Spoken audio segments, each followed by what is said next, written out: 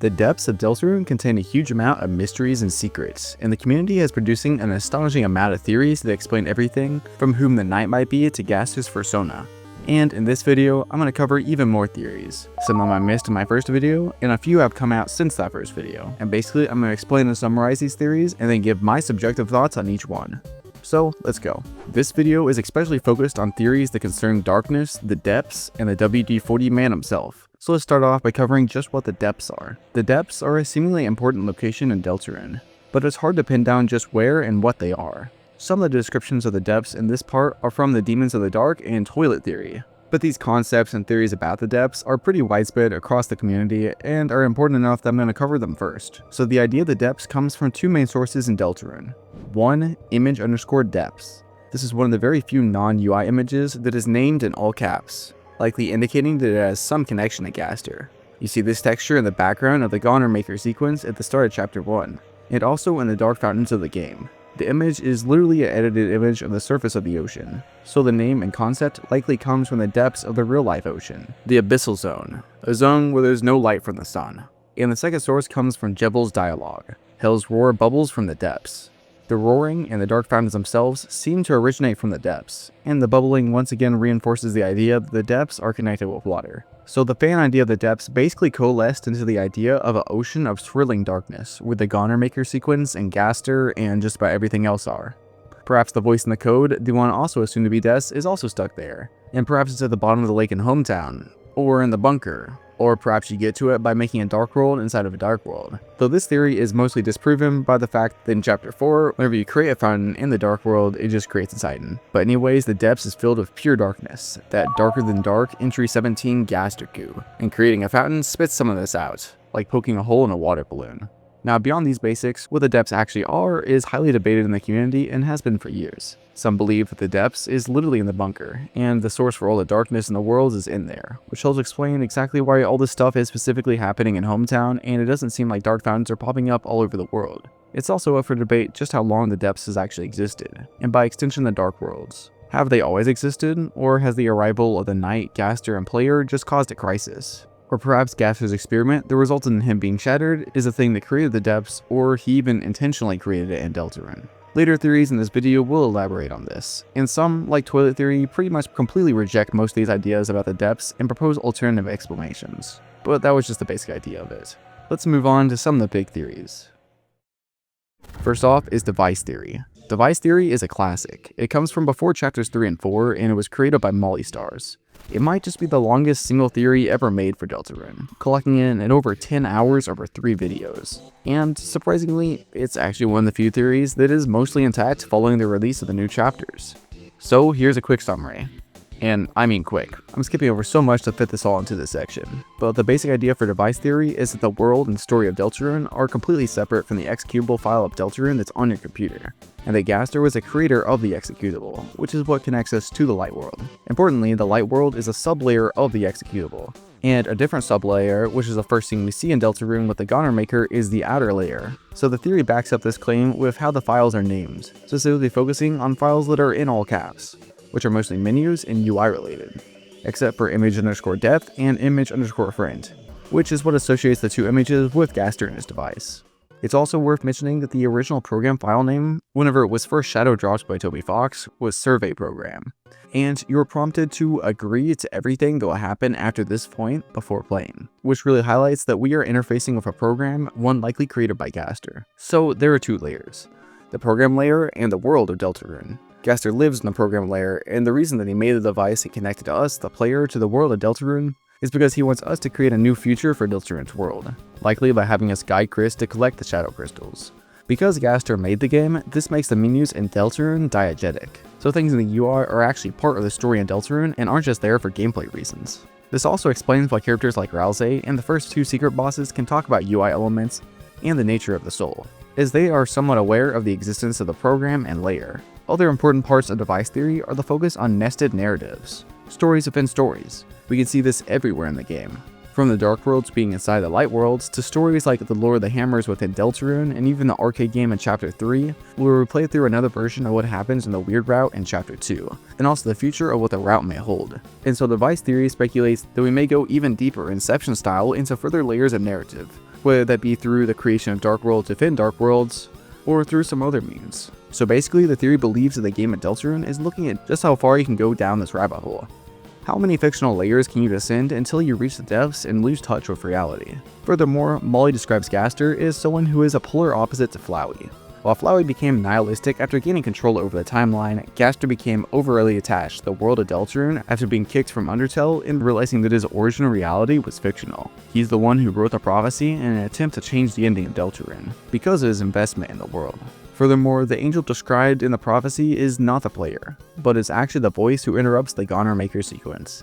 The angel embodies linearity, and they oppose Gaster. They are the one who says, you cannot change who you are in this world. So no, the player is not the angel, they are just represented by the red soul. The theory says that the angel is a bit like an analog to Toby Fox, or just the idea of a fixed narrative in general, is the angel is who is enforcing the single ending of Deltarune. This can also be compared to the classic JRPG trope of killing God.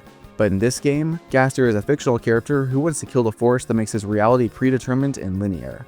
He wants to kill the god that created his fictional reality itself, not just some fictional god.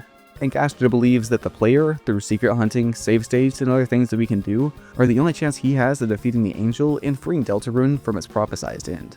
Overall, device theory is incredibly solid, and a lot of the other theories that you'll see on here were likely or explicitly based on this theory. Personally, I'm inclined to agree with all the parts covering the device itself, and I also think that the idea of the angel isn't the player, but is something that Gaster is fighting, and perhaps something that the player will also fight, has only been made stronger by Susie literally declaring war on fate in Chapter 4. Currently, Molly Stars is working on a new video covering the new chapters, so we should get some new updates for the theory eventually, which is exciting. Demons of the Dark. This next theory is another big one, although it's not nearly as long as device theory. Nothing is. Demons of the Dark by Sub-Zero Turnup covers everything from biblical allusions to Kara to what darkness actually is in Deltarune. So let's start with that. In our world, darkness is the absence of light, but in Deltarune, darkness is a substance. Darkness is something that flows, that can take different states. Like the gas that flows out of the fountain, the liquid sea of darkness in the depths, and the solid shadow crystals. And the theory draws significant parallels between the roaring and the biblical flood, like in the lyrics for Raise Up Your Bat, where it says your heart is the ark. Also related to this is the name of the game itself, is a delta is a landform where a river meets an ocean, which is a location that is very important whenever preventing floods. Secondly, the theory states that determination is not the Red Soul's trait, and this isn't a theory at all, as it's actually never explicitly stated in Undertale what the Red Soul means.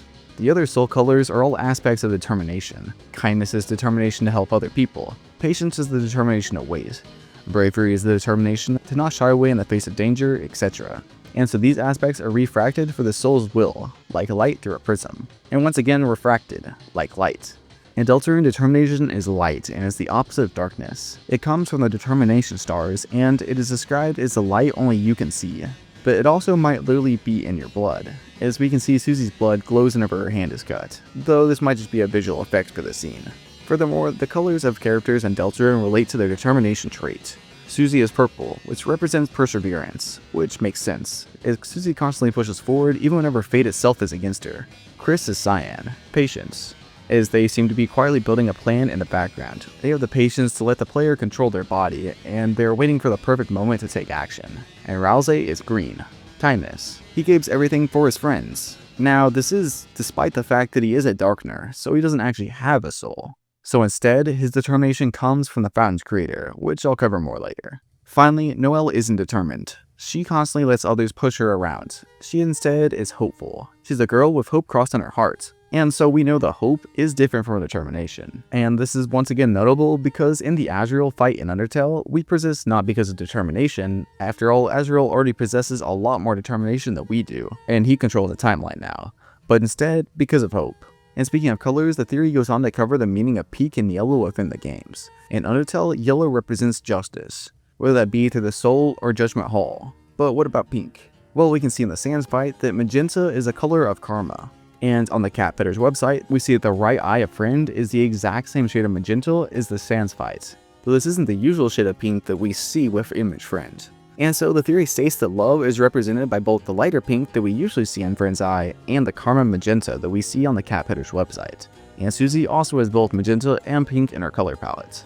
And she can also be seen as representing the two sides of love, both of romance and friendship and stuff, but she's also initially violent in the first chapter. And so the fact that Friend can have these two different colors represents the double meaning of love in Deltarune and Undertale, level of violence enacted and actual love. Normal dark fountains have the creator's will and light refracted through them, which is why incompatible darkners turn to stone. But a pure dark fountain has no will, which is why all the darkners could live there. However, Titans are this pure darkness personified. They have determination, shown by the white determination stars that adorn them, but they have no mind or will. Similarly, if a being of pure light and determination, like Asriel in Undertale, is an angel or god, then being a pure darkness with a mind and will is a demon. Friend, Ralsei, and the Knight are all demons. They all have horns, and the theory suggests that if we, the player, the angel, gave our soul to a soulless vessel, we would become a fallen angel, also a demon. Furthermore, the theory states that too much darkness corrupts. In Chapter 3 in the Third Sanctuary, whenever Gershon's statue is revived in deep darkness, it becomes evil. In fact, it's one of very few things that Ralsei, the pacifist, is willing to fight. The only other being that he fights is the Titan, who he knows is just a manifestation of pure darkness. Only Jackenstein resists, thanks to literally him having light inside of him that protects him from the corrupting influence of darkness. And so the theory goes on to state that whenever the roaring happens, we'll fight not only Titans, but also corrupted darkners that we've come to know along the way. Now to talk about Gaster. The theory sets up a few more claims. The true lab belonged to Gaster. He experimented with darkness in Entry 17, and the core which he built contains darkness totems. Secondly, the amalgamates from the true lab resemble demons of the dark. Friend looks like Endogeny, and Lemonbread's attack resembles the Knight's slash attack. And the amalgamates can shapeshift, just like Friend in the Knight. So it seems that the amalgamates were a bit like the determination version of demons of the dark. Two sides of the same coin. Kara is the only being that has literally been called a demon in Undertale or Deltarune, but they literally refer to themselves as the demon that comes whenever someone calls its name. So we can draw some conclusions about what demons are from this. The blood leaking from their eyes is actually a liquid darkness, and the Knight also seems to be dripping this darkness. Kara is a soulless essence that only fully manifests in the pure darkness at the end of the genocide route. Next, the theory claims that Goners, the followers of Gaster, are darkners patterned after memories. And for the evidence, we can look towards the fact that every flashback in Deltarune is a sepia monochrome tone, and Man Country, which is also monochrome but in a Game Boy way, is a place where forgotten cars and the forgotten man is. So Goners are monochrome darkners formed out of the memories that exist alongside their real counterparts in both Deltarune and Undertale. And finally, perhaps the biggest claim of the theory, Friend isn't just in Deltarune, but they are also part of Undertale. While it isn't confirmed, it seems a bit weird that all the fallen humans in Undertale were children, which is a bit strange if it was all an accident. I mean, did adults never go searching for the children? So the theory proposes that Friend was the one who led the children to the hole in Mount Ebott. In order to make it possible for the monsters to have a chance of escaping, Gaster created Friend in order to guide only children to the underground and keep the adults out. Cut content from Undertale seems to support this. Like the line, "Can you do something about your friend? The one behind you with a creepy smile." And also some lines from the Muppet fight. Quote, "They had such a sweet smile, and it's strange, but I swore I saw them in the shadows. Changing shape?" End quote. The changing shape part really makes this strange. It is neither Flowey nor Metaton, who would be the two people who could follow you around in the dark, are ever mentioned a shapeshift. So perhaps it's Friend, a shapeshifting demon of the dark. But that's all for this theory, and it might cover the most out of anything in this video. Even though the original video isn't the longest, I do think it was the hardest for me to put it into a solid summary. So I heavily recommend watching it in its entirety. Overall, I think it's very interesting. I do really like how it covers all the flooding and biblical aspects of the roaring. And the concept of demons is interesting, though it is a bit out there. I wouldn't be surprised if something similar does end up happening. And all the bits of color theory with the determination colors in pink and yellow are fascinating. Toilet theory. This next theory is by Kamiboy, and though it kind of looks like a joke theory, especially from the name, it's absolutely serious and one of my favorite theories. Kamiboy's theories usually stand out to me because of their simplicity. I think it's all too easy to get caught up in the weeds and create some absolutely insane theories that are unlikely to actually be true. And while it is kind of fun, toilet theory is just the perfect example of a simple, Occam's razor style answer to what seems like a complex and overwhelming mystery in Deltarune: the depths. Basically, the concept for the video is that the depths, this idea of an oceanic realm of swirling darkness, likely isn't real. There isn't some underlayer of pure darkness below all of Deltarune, and the theory claims that this is likely because image depth isn't so unique anymore. Back in the pre-Chapter 3 Dark Ages, image depths only showed up in the Goner Maker sequence and in the fountains. So it made sense to think that every time it showed up, it was really important and like this unique, proper noun place. But now this image is kinda everywhere. It's in the night battle, the edge of the TV Dark World, the prophecy panels, the Titan is filled with it, and the whole third sanctuary is overlaid with the depths. Basically, it seems very unlikely that the depths texture is an image that represents a unique place, but it's just the way that Deltarune shows intense deep darkness. As for Jubble, are we sure that he's talking about a location called the depths, or just the depths? Like just some deep place, perhaps the Dark Worlds or the Underground or something. But Temmie Knight argues that this deep place is actually in the sewers of Deltarune. The idea is that you can hear the Gaster sounds that emanate from the shelter in Noelle's basement, which is kinda crazy, because storm shelters are usually not miles long, so perhaps the sounds are being carried by or emanated by something much larger. And there's a lot of evidence that the source is in fact the sewers of Deltarune. First off, the water theme of the depths fits, as sewers are filled with water, and the sewers likely connect to the lake, which seems to be connected to the shelter. Also, during this boss fight, Tina starts apologizing about letting these weird dark ices crawl out of some pipes. Ice creatures crawling out of pipes, and they're recolored to be dark? Sure sounds like something related to the night and the depths. Perhaps the knight, who seems to have ice powers, given that Des is probably the knight, is making some ice monsters in the sewer dark world. Finally, in one of the rooms for the Jackenstein battle, you can see a sewer system, which would be a really weird choice of a setting if it isn't foreshadowing for a future dark world. Also, the roaring can literally bubble up through these pipes, and if they burst, they could crack open the ground around Hometown, just like the prophecy says. Finally, another pretty neat thing that Temmie brings up are the manholes, which seem to be a recurring way for finding shortcuts in Deltarune. In a Chapter 2 weird route, you jump in a manhole to skip a bunch of the Dark World. In a Chapter 3, jump in a manhole in the Z-Rank room, and it's also the way you get to ERAM in the original game. So it seems the manholes are connected to shortcuts, and possibly the weird route. And so jumping in a manhole in Hometown might let you skip a bunch of Chapter 5 in the weird route and get right into the shelter without needing the codes. So that's the theory, and I think it's one of the most solid on this list. Personally, I completely subscribe to the idea that there is a dark world in the pipes, and the sewers are connected to the shelter. Plus, it fits well with the Roots theory, with a supposed large underground area below Hometown. And this is just speculation, but I think it might be a bit more than really just the pipes. And there's a secret complex through or around the sewers, and we'll end up walking through it true lab style. Also, although this is the only theory of his that I'm covering in this video, Temmie Knight has uploaded another newer theory video, so be sure to check it out if you haven't seen it. Identity theory. This theory is by George Lefo and is a look at Deltarune through its themes of self, choice, and identity. The focus is less on the theorizing and more so on analyzing Deltarune's narratives and making some predictions. And the analysis begins by highlighting a core aspect of the game, the lack of choice. It doesn't matter if you kill or spare enemies, there's only one ending. The prophecy is inevitable, and you don't get to choose who you are, you create a vessel. A sort of self-insert, but you are still forced into a body you didn't choose. And looking at Chris, George Lefo believes that they are non-binary for a specific reason in the narrative, partially because they might be a deconstruction of self-insert protagonists, but also because they are a real character with aspects that you can't control. And they seem to resent the player. Their lack of gender either mocks the idea of a self-insert or simply fits into the theme of choice.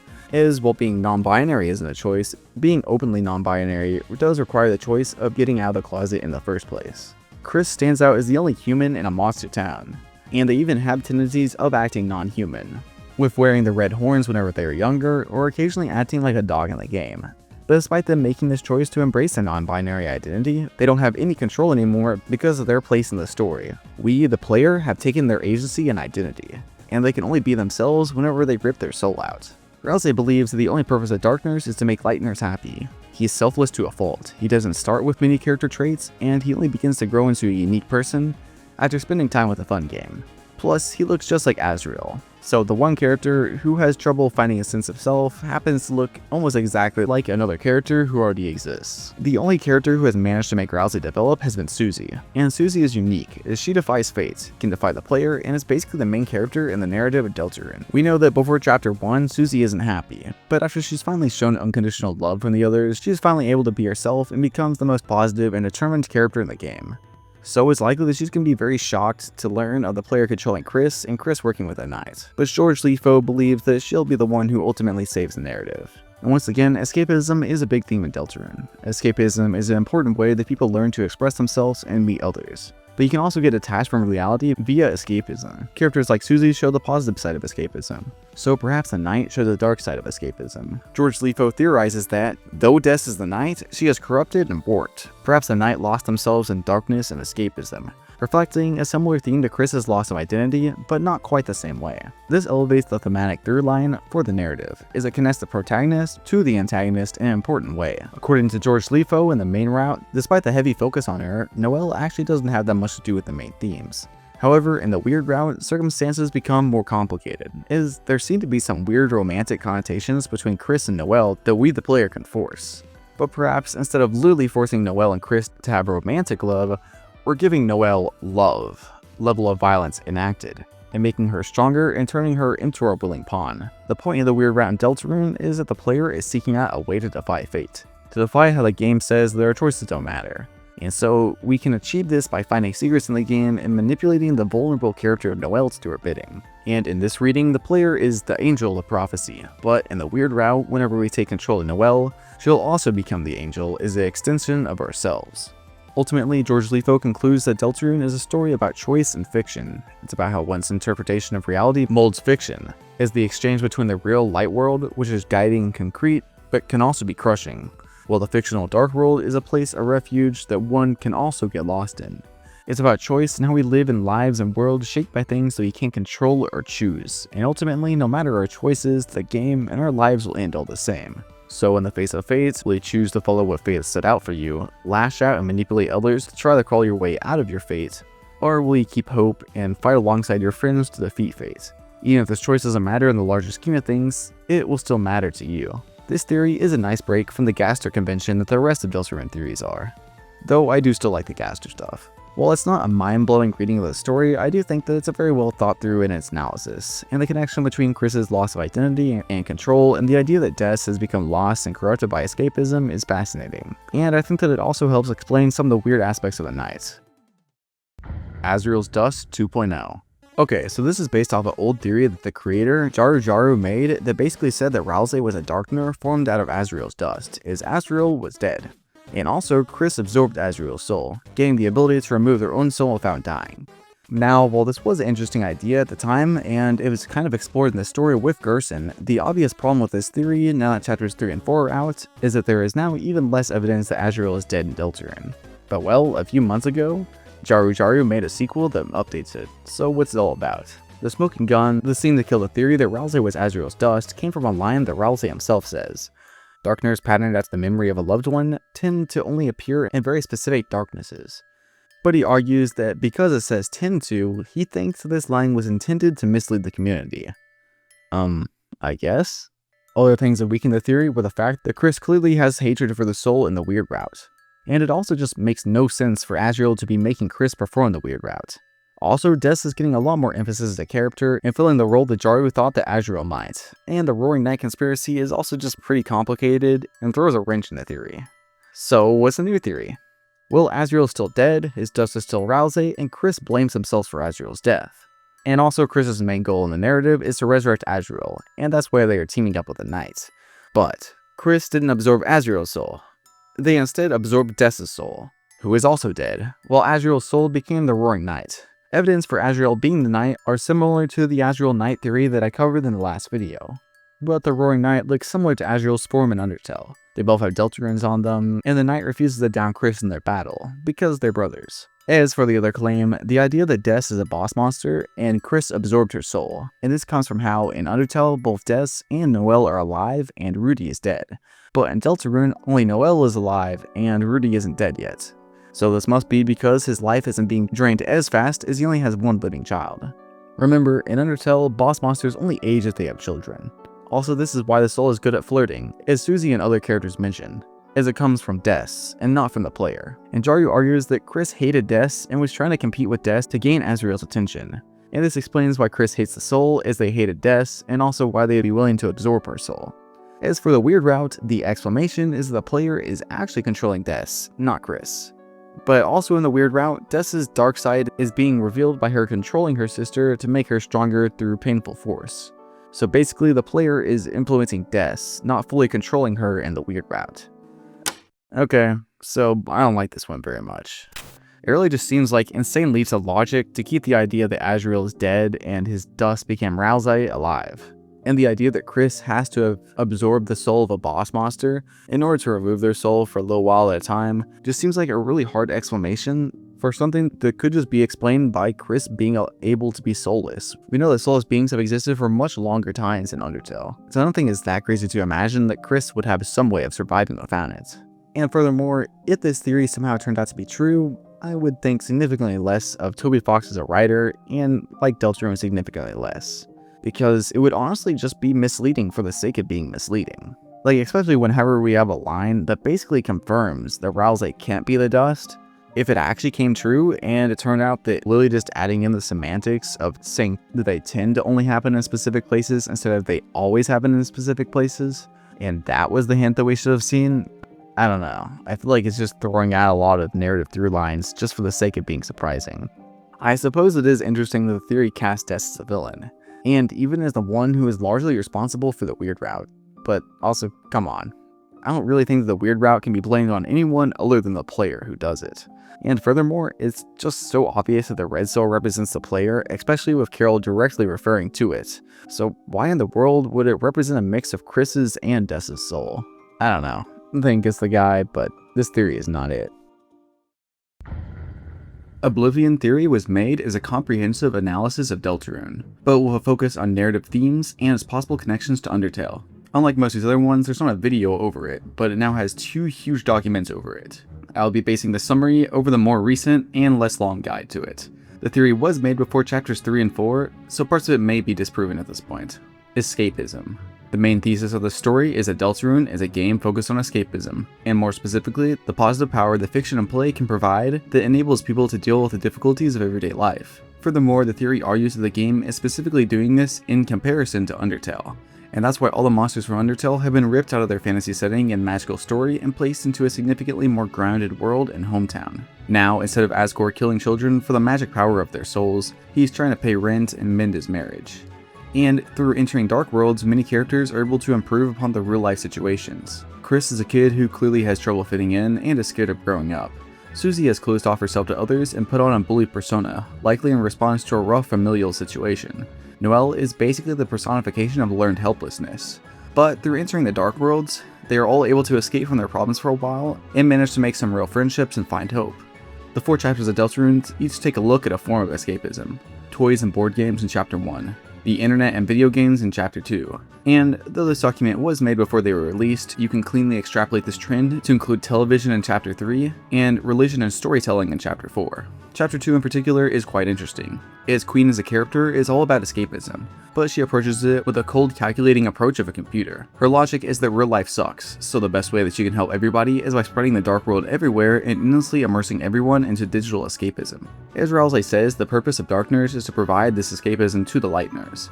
And generally, it seems that Deltarune has an overall positive outlook whenever it comes to escapism. However, it's through events like Susie wishing to bring Darkners into the light world, and the group choosing at the end of chapter 2 to stay in the dark world forever, that makes the other side of escapism clear. Escapism is not a replacement for real life, and the characters are going to continue to struggle with this. Now let's look at the other aspect of the theory, Gaster and the survey program. The theory posits that Gaster is the game developer who connects the players to Deltarune, and the theory also states that they think it's intentional that the Dark Worlds are literally video games. These aren't just representatives of fiction and fantasy, but literally video games, where you battle enemies in RPG combat. This is evidenced by things like Noelle commenting on the world in chapter 2 being a lot like a RPG, and characters like Ralsei sometimes breaking the third wall. Despite this, the light world is not a video game. In fact, you aren't even supposed to be there controlling Chris. This is a real place that has been forced to conform to the rules of video games, and this is evidenced by the fact that Toby won't make merch of Lightners, because canonically they aren't even game characters. But still, the player exists at a higher plane of existence than the characters in Deltarune, as they are an angel, and said angel appears to be an important figure which is worshipped in the Light World's religion. So you, the player, are incredibly important in both the Light World and the Dark Worlds. Gaster, on the other hand, is a fictional character who became obsessed with fiction because he realized that his origin world Undertale was fictional, and so he developed the Dark Worlds and connected the player to the Light World through the survey program. And this is why only the player, you, can seal dark fountains, as the whole point of the Dark Worlds is so that you can play them. We also see in chapters 1 and 2 that the secret bosses are both characters who seem to know that they are fiction, beings created for the purpose of their role in the dark world of the Gaster. And though others like Ralsei seem to know about this to some extent, this knowledge drove Jebel and Spamton insane. Interestingly, the theory connects the Gaster from Undertale to the Gerson in Deltarune, as both were incredibly skilled men who pass away and their roles are filled by Alphys. Gaster is the royal scientist, and Gerson is a teacher at the school. And with this theory, we can make another connection between them, as Gerson is a writer who tells stories and Gaster is a game developer who tells stories. And this is where the theory turns to focus on freedom, and what it means in relations to the characters of the Light World and Dark Worlds in Deltarune. The Lightners find the Dark World fun and comforting because they have control over what happens in the game, unlike many things in their real lives, where they have less control. But inversely, the Darkners are shackled in the Dark World, as there are beings born from code and made at the heart of RPG characters. They didn't have the freedom to choose who they are. This is why only Lightners have the powers to fight against fate and make their choices matter. But at the same time, it's this freedom that brings so many problems into the Lightners' lives, and why they wish for the programmed escapism of the Dark Worlds. And so this theory speculates that going forwards, the goal will be ultimately to release the Light World from the control of the player and the survey program. As unlike the Dark Worlds, it was never meant to be controlled by the player, and so the player, aka the Angel, will ultimately cut off their contract of Deltarune, freeing the Light World and completing the prophecy. Or in the weird route, the player can instead fight to control the world forever. So finally, let's take a look at the Knight and the Roaring, and figure out why 1, the Knight wants to cause the Roaring, and 2, well, they don't just make it harder for you to seal the fountains and force the Roaring to happen. Well, it's because, similar to how the Neo body that Spamton takes over is the manifestation of Mettaton's dream to create a body like that, the vessel that you create in the Goner Maker sequence is the embodiment of you, the player's own dream. The dream to play Deltarune and find escapism through the game's fiction. This is why Gaster needed our responses for the little survey that Deltarune starts with, is that's how he fills the vessel with the player's hopes and dreams, in order to create Deltarune. And this is perhaps the theory's biggest claim, is it claims that no, Des is not the Knight. The vessel is the Knight. And it backs us up by how all the characters in the game refer to the Knight as it/its, and the vessel is also referred to as its. And the goal of the Knight is to keep the player around, keep them playing. That's why it creates Dark Fountains, is each brings a new chapter and a new reason for the player to keep playing. Because if the player dies and gives up in Deltarune, then the Knight triggers the Roaring and covers off the world. If the players stop playing it, then the Knight will have no reason to exist, and so it erases the world with it. So this Roaring is born out of a wish for the game to end, and that's why the Titans have save icons on their faces, as they represent the opposite of saving, and the Knight represents the dark side of escapism. Finally, for the ending of Deltarune, which Toby has stated there will only be one, there are two ways to get there. In the normal route, you work with the characters, help them grow, and accept that you must leave. You create a beautiful memory of the time you spent with the game, while in the weird route, you use Noelle as a weapon and treat the characters like toys, ultimately ending with you being banished by the characters, but not until after doing horrible things. So to sum it up, the message is not that escapism is evil, but that it is a great thing that gives us hope. However, you can't replace real life with escapism like the Knight is trying to do. So the long-term reward of escapism in the Dark Worlds and the meta purpose of a game like Deltarune is to give you lasting memories of the game. Memories that will stay with you forever, and as Toby said, bring the player an incredible amount of hope. So yeah, this theory is really neat, especially for being pretty old, and narratively, I think it's absolutely sound in how it covers the themes of Deltarune. I also think that it integrates Gaster well. I know device theory is pretty similar, but it's also interesting that he is literally the game developer behind the Dark Worlds, and how he traps the Light World into basically being another RPG is interesting and fits the narrative well. However, some of the details around the Knights and Titans are complicated by the knowledge we now have of how Chris is actually working with the Knight. And while it is possible that this theory could be reworked to withstand the new changes, I'm still a pretty firm Death Knight believer, to be honest. And so, just like the last video, let's end off with a lightning round, covering a bunch of smaller and stupider theories.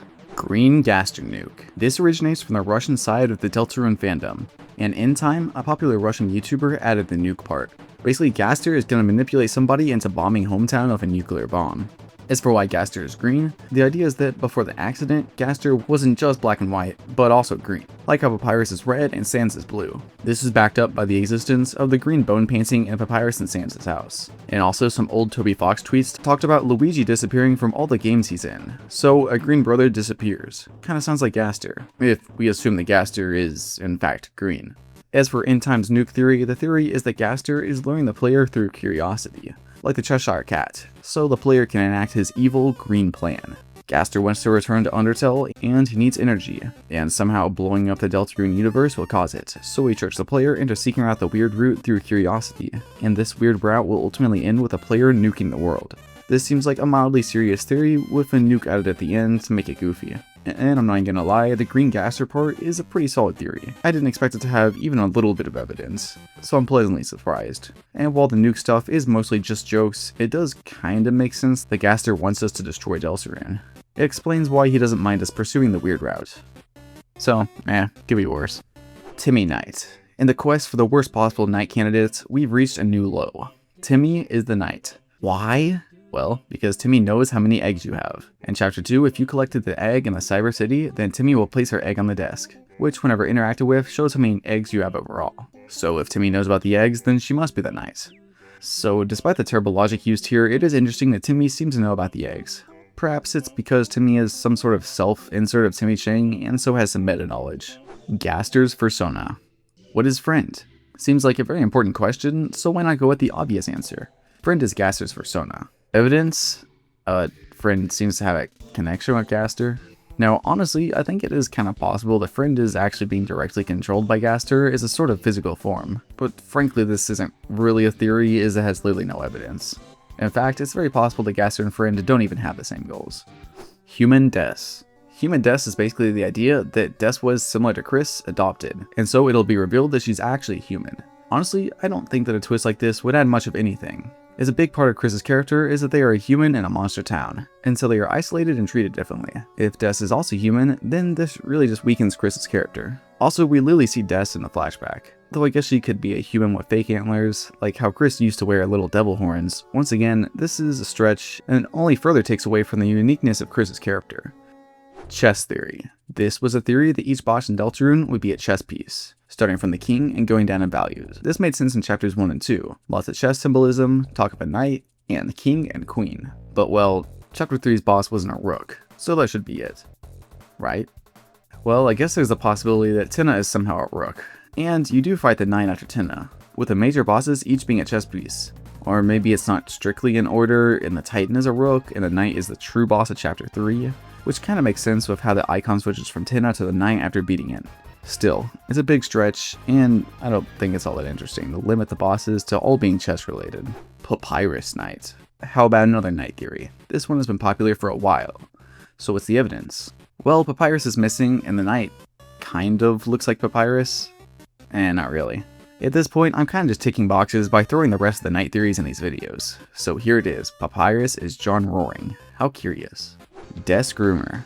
The title of Des Groomer is kind of clickbait for the actual theory, though less true for a lot of these half-mean theories. The idea is actually that Des was a bad influence on Chris especially, and she was a reason why Chris is kind of a bad kid. There is a little evidence with how Des watched something called Alligators in Bikinis on Tenna, and Chris also seems to be familiar with this movie, which sounds a bit risque, so perhaps Des secretly showed it to Chris. Also, maybe more interesting is the idea that Des is the one who taught Chris about the Dark Worlds and set up the whole Knights conspiracy beforehand, which I think is very likely.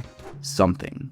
Something is from Omori, and in the way I can describe it with at least spoilers, something is a manifestation of the trauma that the main character has. Perhaps Friend is an analog to something. As a reminder, in the previous Deltarune theory video, I mentioned that there are a lot of similarities between Deltarune and Omori. And based on this old tweet from Toby, which could be talking about Omori and Deltarune, is a good chance that there will be even more similarities that'll pop up in the future. Personally, I think that if there is something, it's probably the tree that the mysterious man hides behind. If Chris is repressing something, it's probably whatever is behind this tree, and who knows, maybe that something is Friend.